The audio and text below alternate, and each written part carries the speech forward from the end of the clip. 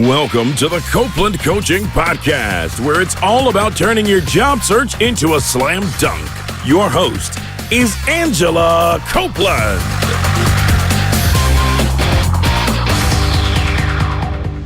Welcome to the Copeland Coaching Podcast. I'm your host, Angela Copeland. In the studio with me today, I have Jonathan Greer. Jonathan is the Vice President of Sales and Marketing at Big League Movers. Jonathan, thanks for joining me today. Oh, you're welcome. Thanks for having me. So I met you about a year ago, and I just throw this in. I was doing a fundraiser for my hometown, which is Moore, Oklahoma, that got destroyed by, got damaged a lot by a tornado, as you know. Yeah, a lot of damage, yeah. And we had some gym equipment that was donated, and I was quoted thousands and thousands of dollars to move that gym equipment to Moore, and I really had no idea how we were going to do it. And so you guys actually stepped up and donated the moving and totally took care of it. And I was so impressed with not only, and you may not know this, but your team took apart every piece of equipment. We had Ziploc baggies. They labeled everything, put everything in these baggies, and taped the pieces together so people in Oklahoma would know how to put it back together. Yeah. So it's probably high expectations for future customers, but it was an awesome experience. Well, to be honest, we were happy to be a part of it. I mean, we look for opportunities like that in the community to help out, and we saw what you were trying to accomplish. So we wanted to come in and provide you with a few trucks, a few guys, and do what we can to help those people out in Oklahoma. So we were proud to be a part of that as well. But yeah, ultimately disassembly and reassembly is something that a lot of people think of when they are moving, but those are services that we provide really all the time, from beds to bookshelves to armoires to, if you're talking about more office moves, I mean, we're disassembling desks and things like that really on a regular basis. So yeah. Yeah, and I've actually moved myself a number of times for corporate moves. I think the first time I ever had relocation, I was 20, and I was relocating. It was a corporate move for General Motors, and I've experienced all different kinds of moves and with many different moving companies, and I will say that you guys were the best experience. Oh, thank you very much. Thanks. For sure. So I wanted to bring you on today. This is a little bit of a different topic than we normally cover, but I think a lot of my clients and my listeners, especially if they are sort of just starting to advance in their career to the point at which relocation may be paid for, they might not know very much about this topic. And so it's a little bit of a mystery. And sometimes you don't get relocation paid just because you don't always know the right questions to ask. So my first question for you is, when do people typically contact you, like job seekers, when they need help moving? Yeah, we see it really throughout the process. I would say probably more often than not, it's right when they realize that they've accepted the offer and they've got to move. But of course, before they really contact us, they're talking to their real estate agent, they're talking to other people, figuring out what schools their kids are going to. So there's a whole real aspect. And a lot of times we see it really early in the process when they've accepted the offer, or really, really late in the process, and it's, hey, we need to move in a few weeks. We're getting quotes now. Because really they have a long time usually to submit those bids, and usually most employers require 3 bids to be submitted. Okay. So in terms of that brings up another question, which is, what does that whole process kind of look like? Like, I've just gotten a job offer, and I know I'm going to have relocation, but I mean, it's kind of an overwhelming thought. It just feels huge, especially if I have a big house and I have a couple of kids and a dog or something like that. Yeah. It's very daunting, I guess would be a good word to use. But ultimately, a lot of times we're seeing where people have already maybe temporarily relocated, and now we're assisting the spouse or the partner. With the rest of what has to go on, which is a lot. I mean, you're picking up really your livelihood and your lifestyle, and you're transporting it to another place, and we take it serious, because it is a serious thing.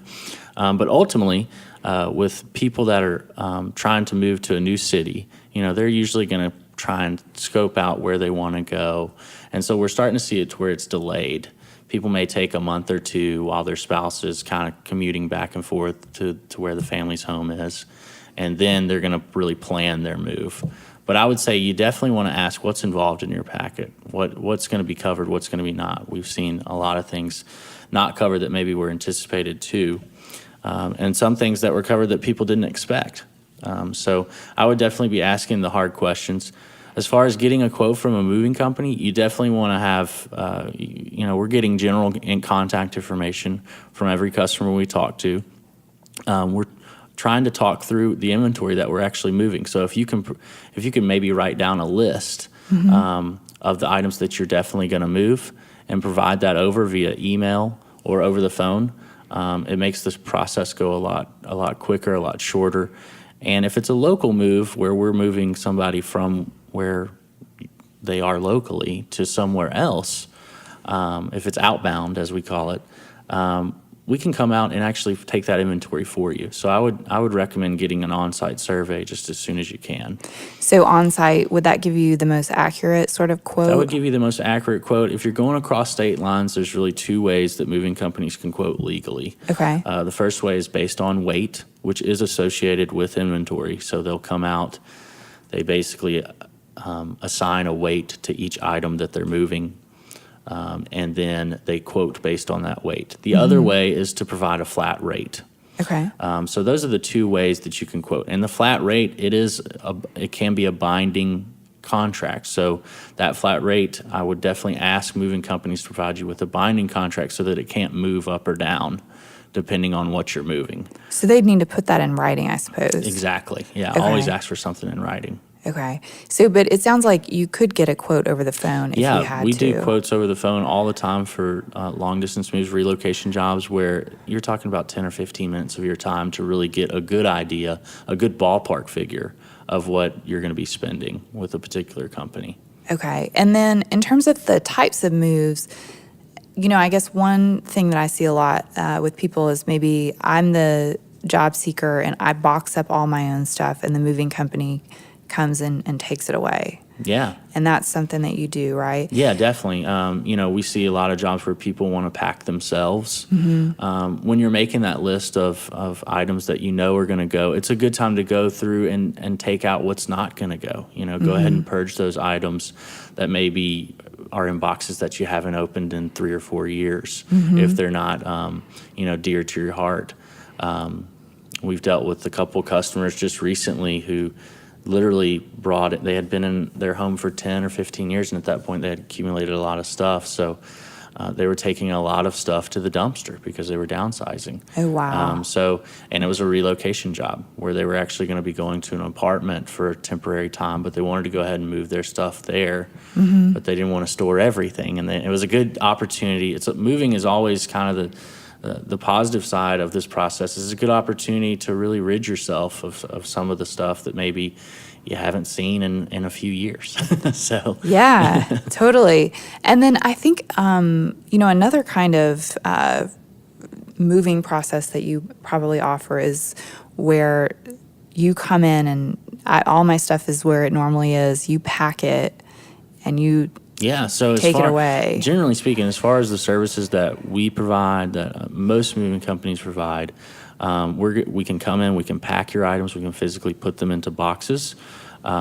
We can unpack your items as well. So not only will we transport them to the new place, go ahead and set your furniture up with the reassembly, but also unpack your items as well and put them on the shelves and kind of help with that transition into the new home or the new place. So packing, I would definitely, a lot of times with relocation jobs that we do, they're giving us a budget. And in a lot of cases, I tell people to make that budget known because ultimately you may be able to fit some packing or take some of the burden off of you that may not be known if you're just asking for a quote for moving. Yeah, it's funny. I've talked to a lot of people over the years who have said, wow, having somebody else pack my stuff, it seems really uncomfortable because it's like all my stuff and they're going to be going through my stuff and it's so weird. And then eventually they try it and they're like, wow, that was the most amazing experience because the packers don't have the same personal connections to all your things and they literally just pack them. And you just kind of hang out. Yeah, no, definitely. We call it our packing machine in a lot of ways because a lot of times we invite people to really take We have a list of items that we suggest that they pack themselves so that really they know where they are. Right. This would be things like jewelry pieces, medication, certain toiletries that you want to have while you're making that transition. Things from the bathroom are oftentimes, where, you want to know where those things are in the home while you're making the transition. So, but we can come in and we can take your bookshelves, and where it may take you 30 or 40 minutes because you're looking at a couple books you haven't looked at in a few years, or you're looking at things over time, we can really come in and it's really like a machine. We put them into boxes. We make sure all your glassware is covered with paper and bubble wrap, and we have all the materials to do the job. So we'll come in and we use our packing machine to really take care of everything so that you don't have to worry about it. Yeah, I think the other thing that's nice is that you have practice packing versus if I pack all my own glassware, I might do that once every 10 years. And even though I try really hard to do a great job, you're doing it every day and you know just what to do. Yeah, this is something we're doing, on average, probably 40 times a week. Right. So, our packers are very experienced. We've got a great training program for our guys in particular, and they really have a level of service on the packing side that people see value in. So, yeah, and I think the other thing with packing that I always tell my friends and my clients is I say if you feel like it's going to be too expensive, price out the cost to buy boxes and then find out the cost for packing and find out what's the difference. Definitely. Yeah, that's a great suggestion because ultimately half of your packing cost at least half is going to be the material cost. Right. So oftentimes, and some moving companies do require that this would be something that you could ask, but they do require that you use their materials, but some of them do not. We're one of those that do not because we find it, if somebody needs to save a little bit of money here and there, the materials aspect of packing is a good way to do it. Yeah. Yeah, I think sometimes when you look at that difference in cost, it's often you think about, gosh, would I rather spend like my whole weekend packing or would I rather spend this fractional amount of money, like slightly more to have people help me? So if I'm thinking about timing and I want to make a move and I call you, or any moving company in general, how long does it usually take between the time that I schedule the move and when the move takes place, like on average? And then say you come in and you pack everything up, how long does that take? Yeah, so we the first question, as far as the length of time, we're usually talking to people about 14 to 18 days out from their move date. Okay. So usually at that point, people are ready to make a decision. And they know what they're getting into. They've probably we always suggest talking to a few different companies just to see what's out there. But ultimately, 14 to 18 days, I think is a good mark to have in mind because you have to realize moving is very seasonal. And even on a monthly basis, the beginning of the month, the end of the month, because there are a lot of leases, because there are a lot of closings at that time, just historically, if you're looking for those dates in that range, you're going to want to call 2 to 3 weeks in advance to make sure that they have availability to do the move. Yeah. So our company has a lot of flexibility and we can take on a lot of last minute type stuff, and we understand that's the industry we're in, but not a lot of companies do. Okay. So really I would suggest 2 to 3 weeks to give it a call. Okay. As far as packing, we do it as a separate service. We found that that's really a value to our customers where we can kind of, I don't want to say approach the move more at a slower pace, but ultimately we're going to come through and pack everything on one day. You're still going to sleep in your beds. You're just going to have boxes and things like that lining your walls, and then come in and do the move portion on day 2. And we found that that's really a value so people don't get overwhelmed when we're packing and moving in the same day. We may take 1 or 2 days to pack. We may take 1 or 2 days to move, but we want to limit the inconvenience that we cause to our customers in that process. So. Oh, that's interesting. I've never had something that was over 2 days. It might be nice, though. Yeah, definitely. We find it's a big value for our customers. Okay. Well, when it comes to relocating for a job, what do you see with your customers as one of the biggest misconceptions about the process? Yeah, I would say, I kind of hit on this a little bit earlier, but just not not really making your budget known. If you're comfortable with the moving company you're speaking with, and you have a reputable impression of them, I would go ahead and tell them what you have to spend, because in a lot of ways, if you're approaching a local moving company like ourselves, who does long distance jobs, we can work with our own budgets to make it cost effective. Now, a lot of the van lines, they do quote based on weight, so those prices are not going to fluctuate as much. Okay. But at the same time, I would make your budget known. Yeah. Okay. And when you say van line, what do you mean? How is it different than what you're doing? So basically, we're primarily about 90% of the moves that we do are local to Memphis, or we also operate in Atlanta. Van lines run big semi trucks. We call them 53-footers. Okay. And they're gonna put your stuff in there as well as potentially other people's stuff, so they consolidate your loads. Okay. Where we're a little different is we dedicate one truck or two trucks or however many trucks it is to your items and your items only. Okay. We also dedicate a crew to your items only, whereas a van line may have a crew working in Memphis and then another crew working in Los Angeles. We're going to send the same crew. Mm-hmm. And so that's really two pieces of the value that we bring to relocation jobs like this, that we can provide our customers really just based on how we operate. We don't hire temp labor. Mm-hmm. Our guys are employees. Mm-hmm. And really you're going to know them by heart by the time they take you through this process of packing and moving and getting you re-set up at your new place. So. Yeah, that's true. I found that to be the case with the gym equipment. Yeah. I felt like I really knew your employees. They shared a lot with me about their parents and their families. Yeah. So it was great. It was great. Relocation is a pretty stressful process for most people. Actually, I can't think of anybody who really likes the process of relocating. But what do you find is one of the hardest things about relocation for your customers? Yeah, I think it's really just the overwhelming people that people feel initially. And what I would suggest there is just pick up the phone, schedule some appointments, get to know a few of the movers themselves. Invite them into your home. Don't feel like you have to do anything to really get prepared. Mm-hmm. Because I assure you, on on-site estimates, we see it all in moving. And so I would just go ahead and action as soon as you can. Okay. Go ahead and contact moving companies. Go ahead and get them to come out and look at things, or give you some ballpark figures over the phone so that you can really give that back to your employer or your husband or spouse's employer to really see how we can work with the budget, because really it's a negotiating tool. Right.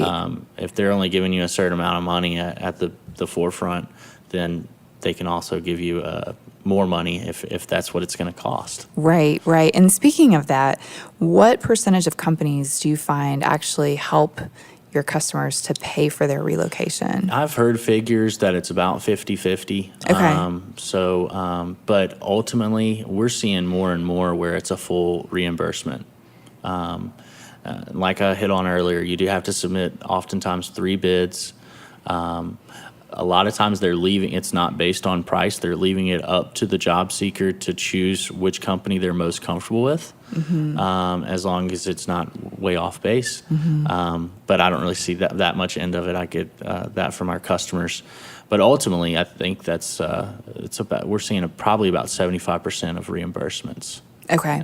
On relocation jobs. Okay, that's good. That's good. Yeah, I actually write about this topic in my book a little bit, and I don't typically share a lot of personal stories on my podcast, but my experience with relocation is what got me very interested in negotiation. Oh, really? Okay. Yeah, I can see that. Yeah, I worked for General Motors for 2 summers when I was 19 and when I was 20. And the first time I worked for them, I was told by my family that it would be kind of embarrassing if I would ask for relocation because I had, no work experience and I was, should be really happy just to have a job, sort of a thing. Yeah. And so I relocated from upstate New York to Oklahoma where my internship was I was working at a factory there. And the very first day of like our orientation with all the other sort of new employees, I found out really quickly that I was the only person at the table who had not had relocation that was paid for. Oh, wow. And I was really shocked. And so a year later, they called me back and said, will you come and work for us in Detroit doing engineering again? And I said, well, under one condition. And they said, what's that? And I said, well, you have to pay my relocation.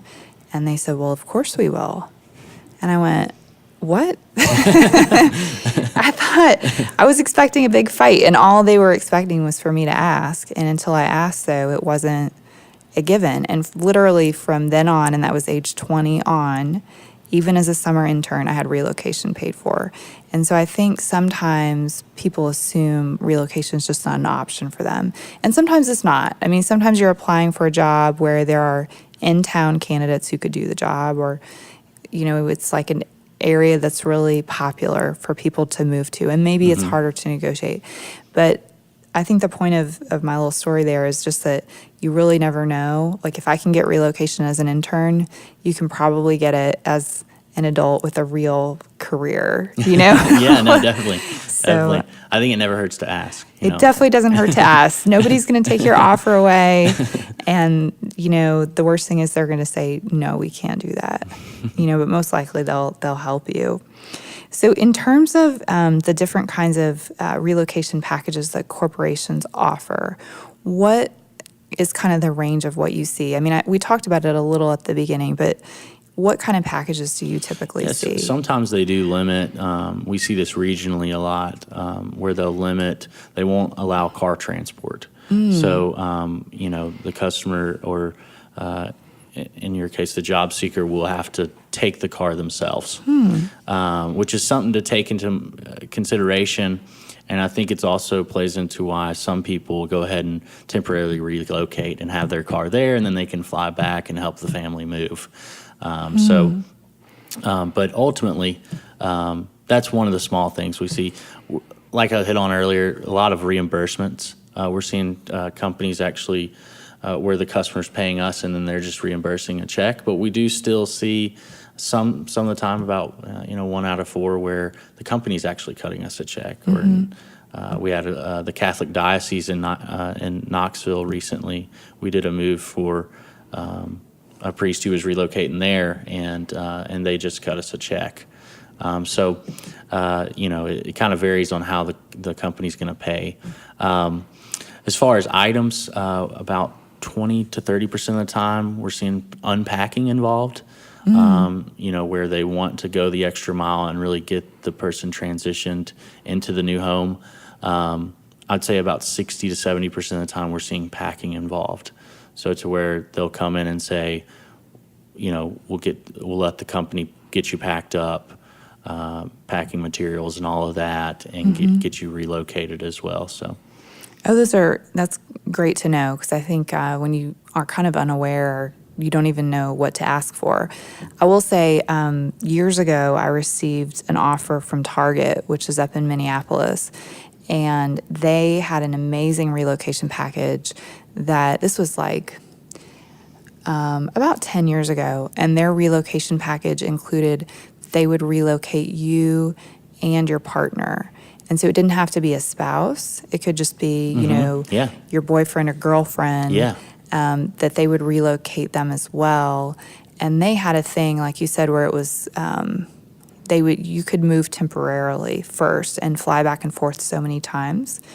And something which we haven't touched on, which I'm wondering if you offer, is that I've also seen where you can put your items in storage when you get to the area for some period of time if you don't yet have a place to live. Yeah, definitely. I mean, there's a lot of companies, but yes, we ourselves, we do offer storage solutions for our customers. And we do see that because a lot of times they're getting here, they're getting established, they want to take some time. Maybe they're waiting on their home, maybe it's a financial situation where they're waiting on the home back at their origin location to sell, and in the meantime they're looking for homes here or there. So a lot of different variables in that regard. I have seen where not only would they cover apartments, but sometimes they'll cover actually the cost of hotels for the people.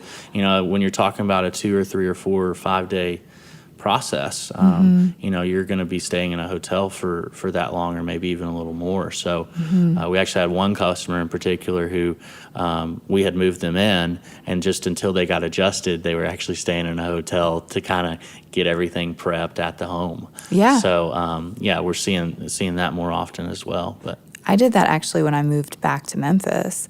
I stayed in the Residence Inn here for about a week or so until I kind of got situated. And I think I already had my condo and my things were already delivered, and I still had the opportunity to stay there just until I got things set up. So I think, it can be a really good way to kind of transition. Yeah, no, definitely. For sure. So I'm wondering, well, we've kind of covered what other kinds of assistance that companies cover during relocation, whether apartments or hotels, storage, all these sorts of things. I guess if somebody is really struggling with whether to hire a professional moving service or whether to move themselves, say they've never used a professional service before, what advice would you have for them to help them to make sort of that decision? I would say at least entertain the idea and at least contact some movers and get some quotes together before you take on the task of doing that yourself, because it's not only the physical movement of items. You want those items to be prepped and cared for so that they arrive really safely. Also, on top of that, just the psychological aspect of having to go to a new place, it can be a burden as well. And why be really worried about the material things when you can just hire a professional mover to take care of them for you? Absolutely. And I think at some point, at least for me, I'm no longer interested in like invitations to box up stuff for my friends in exchange for pizza and beer. Like, yeah, and what you'll find too is a lot of times those friends never show up. Right. So it can throw your schedule off, which the scheduling aspect of it is usually a pretty key thing, because you're coordinating to a completely new place, and usually it's done over a weekend because you've just started a new job and you don't want to take off from that job to be working on things that they're already paying for to be done, so right. In some cases, I would definitely just entertain the idea. I think it's always a good solution. You make a really good point too, because a lot of companies, when they offer you a job, they want you to start within, say, 2 weeks or so. And so you've kind of got 2 weeks to wrap it up at your old job, get yourself to the new place and start working. And you want to walk in and look like you've got things pretty together. You don't want to start your new job and say, I'm going to have to leave early today. Like, I've got a disaster going on with my move, or I can't start when I was expecting to. So yeah. And what you'll find too, just strictly economical speaking here, to rent a truck, the gas, the time it's going to take you to load that truck, to buy those boxes, you're only going to pay slightly more to have somebody else do it for you. So really it is a viable solution. Yeah, and I know from firsthand experience, it is not fun driving a big truck yourself all the way across I-40 to like Los Angeles.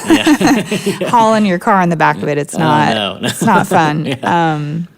So another question, when I moved back to Memphis, I actually had a situation where I wasn't able to get here in time.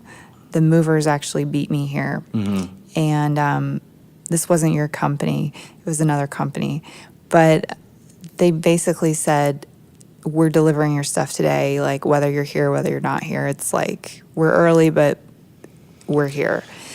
What do you suggest for people who find themselves in a situation like that, where they don't think they're going to be able to be there to get the stuff? It's kind of a desperate situation and really unfortunate. It's somewhat of an industry standard. Now, my business doesn't operate that way. We would simply tell our guys to go to lunch or go hang out until you got there, or maybe occupy their time, maybe even do a stopover, go if it was going to be a couple days, go hang out at a hotel essentially and wait for you to get there. But ultimately, on the van line side of things, these trucks are big trucks and they already have planned loads to be putting in that truck. And usually they'll give you like a 6 to 8 day arrival window. And really the customer service aspect on some of those moves isn't there. But if you do find yourself in that situation, if you could have a friend meet the movers just to get the items in there, that would be kind of a last point of desperate move there. But ultimately, I would try to do that. That would be my solution. Or go ahead and give the moving company a call and speak to a manager. Because ultimately, all of us in the moving industry should be customer driven. And I think if you could maybe get someone to talk to that driver or talk to that crew that's out there who can pull some weight, they can make that crew understand that, hey, look, guys, we need to wait and unload these items until they get there. So everything's adjustable in our business. So I think that's something that I would definitely suggest is go ahead and get, speaking with your sales representative or the manager you spoke with initially. That's such a great suggestion. I wish I had known that when that happened to me. I ended up having a friend of a friend who I'd never met before. She volunteered to come and meet the movers because they were a couple of days early and I hadn't made it back from Los Angeles yet. And literally, we're friends now, but someone I never met before organized where all of the things in my apartment are sitting. And they're still sitting where she put them like 8 years ago. So it was a strange experience, and I remember feeling like desperation is exactly the right word. It's like, I'm not even in the state and you're telling me that I have no choice, but this stuff is going to be delivered and I have no idea what to do. Yeah, and that's something that you could really ask who you're contacting on the front end is how do they do their scheduling? We schedule to our customers' travel schedule. So even if you did get held up for a day, a couple of hours, we would take that into consideration and plan that delivery accordingly. So Right. Well, so one thing I've also found, with moves is that oftentimes whether I do it myself or whether a moving company does it, sometimes something might get broken, and it could be a glass or a dish or whatever. I mean, it just sometimes happens. yeah. What in general do customers do when that happens if they're working with a moving company? What does that process look like? Yeah, it's a great question. I mean, ultimately, most moving companies have claims processes, but to kind of take a step back, it really depends on the state that you're moving to and from. Oh, really? Okay. Yeah, so states are regulated and are not regulated. And really, that's a conversation that if you do have some concerns about it, especially if you have what we call high-value items that are worth over $2,500 or more, then you need to be asking these questions up front and knowing that how they do handle claims, so to speak. But ultimately, we provide our customers with additional valuation options. And a lot of van lines do this as well. It's pretty common where they're going to allow you to declare a value, and then your items can be replaced up to that value for a small amount of money up front. I always suggest it for people that are moving over the road, 200 to 300 miles away. That truck's going to be on the road for 4 or 5 hours. So at that point, you're taking on a lot of risk with that truck being on the road. Now, I will say, when a mover does say that they are licensed and insured, that can only mean they have liability insurance. So take the example of driving 4 or 5 hours. If a truck hits our truck, then our liability insurance comes into play. Okay. But if a truck doesn't hit our truck and maybe some things got swayed in just in our transit, or maybe they weren't loaded correctly, Right. Or maybe the boxes that you packed or we packed weren't packed correctly. Sure. There's a lot of questions that come into play, and how you handle that. You really want a company that's going to be just honest and transparent with you. Yeah, absolutely. Yeah, I know when I've worked with moving companies, there's usually one or two things that may get broken, and having a company that has a smooth process makes a big, big difference, and that's willing to just work with you and not create barriers. Yeah, no, definitely. I mean, we start the process immediately. And you just that's really what you want to ask is, what is that process like? And if they can give you, around a 5 or 6 step process where you're going to be contacted or given a contact to contact, Right. then you definitely want to think a little bit harder about that company. But if somebody just says we're going to take care of it, for me personally, that's just not enough.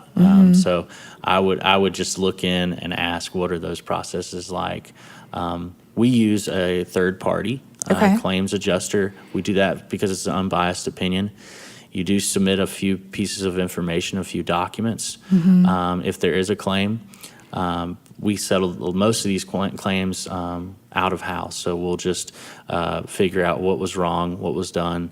We'll do a little bit of a thorough investigation and with our claims adjuster along us, and then we cover it with our insurance. Okay. So that's usually asking if you're insured isn't enough. You really want to dive into what are your processes if there is a claim. Okay. Yeah. That's helpful. That's really helpful. Well, so speaking of items that could break or that are important to us, you mentioned like medication. I mean, is there kind of a list of things that you would suggest, like if I can move some things myself, what are the things that you would say, you know what, you should probably move those yourself, those items? Yeah, I mean, of course, I want us to move as much as we can Right. to take the burden off our customers. But what I typically see from our customers, and really, in a free market, the market says what they're going to do, So, Right. But ultimately, lamps, we see lampshades are a common thing that people want to move themselves. And to be honest, lampshades are very fragile, and so That's are true, lamps. yeah. TVs. Some people move their own TVs. I'm not necessarily one of those people, but there are people out there who just don't want anybody else handling their TV. And some movers may, like ourselves, provide a particular moving system for that TV to where it can be packed virtually how it was packed coming out of the store that they bought it in. Okay. We often see jewelry armoires being moved by the customers themselves. Now, we'll come in and we'll shrink wrap it so that those drawers can't open and everything like that. But ultimately, some people take consideration when they're talking about highly valuable jewelry. Artwork's another one of those where people will move their own artwork. We may come in and pack it properly, but sometimes they just want to move it just to ensure that nothing does happen. And then really, like you hit on, medication. Medication's a big thing. Firearms is another big thing where people... I never even thought about that. We actually can't legally move our Holy cow, firearms. yeah. And another thing that, is a lot of people aren't aware of is live plants. We can't move live plants, and it's not necessarily the plants themselves. It's actually the insects in the plants that can contaminate the shipment. So Interesting. just know you're going to have to move your own plants and your own firearms and your own medication. What about like canned goods or things so, in the kitchen? Yeah, we work with an organization called Move for Hunger, and a lot of times when we're doing a long distance job like that, people are really purging those items. Well, we can provide them with a box and take it to our local food bank, and it's really inviting for people that are either moving from here or to here, because it's a way for them to really give a lasting impact on the community. And it's something as small as just cleaning out your pantry. Yeah, I'm sure people have a huge amount of food they could give away. Yeah, definitely.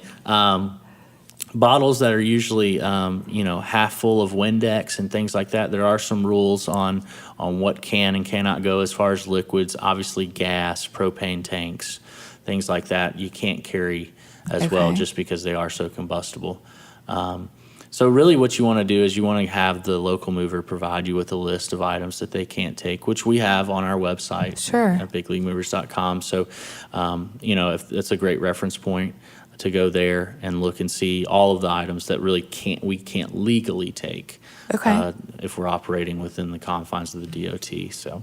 That's great. That's great. Well, is there any other advice that you'd like to provide for listeners today? Like if they have a move coming up and they want to get in touch with you, I mean, Is there anything else that we haven't covered that they should keep in mind? Yeah, I mean, I would just say I would do your research, look at reviews online, check out, of course, the BBB is always a good source, but with social media being what it is nowadays, Yelp is a great source to find out what's going on with a particular business. And we kind of have a saying in our business that, we can't make everybody happy, but we sure do try. And I think companies that come from that perspective and are willing to work with you and maybe even willing to work with your budget or what your particular needs are, you want that personalized service because this is a really personal time in your life where you're making a transition to a new place. And I think that's something that our company does really well. Oh, absolutely. So my very last question today is, how can people get in touch with you? If we have listeners, especially those in Memphis or in Atlanta, that are looking for movers, what's the best way to reach out? Well, you can always give us a call. Our number's 901-486-6897. You can also go to bigleaguemovers.com. We actually have a tool on our website where they can fill out inventory and really submit what that inventory is before they even talk to anybody. Oh, that's great. And ultimately, what we can do is just call them back at really their convenience and give them a quote over the phone. Definitely check out our website or give us a call. We'd love to help in any way we can. Oh, excellent. Well, Jonathan, thank you for joining me today. The discussion's been super helpful. I know, especially for those who have never moved before, this will be great information for them. Thank you to everyone for listening. And if you've enjoyed the podcast today, please go out and subscribe on iTunes to ensure that you never miss an episode. Tune in next week for another edition of the Copeland Coaching Podcast. Thank you for listening to the Copeland Coaching Podcast today with your host, Angela Copeland. Tune in next time to get more great tips on turning your job search into a slam dunk.